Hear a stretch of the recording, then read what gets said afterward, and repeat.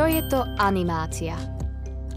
Anima znamená po latinsky duša a tak môžeme definovať animáciu ako oživovanie neživých objektov.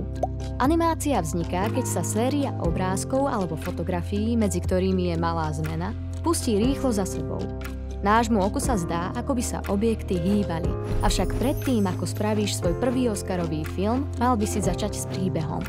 Prvý je vždy tzv. Námet. V ňom si napíš v pár vetách, čo by sa v tvojom príbehu malo stať a ako sa skončí. Podrobnejší námet, v ktorom je akcia detailne popísaná, sa volá scenár.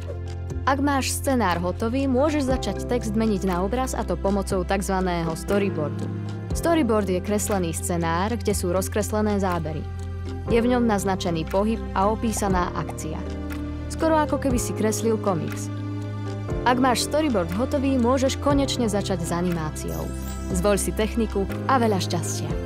Tvoje hotové výtvory nám nezabudni zaslať na e-mailovú adresu info@festivalbab.sk.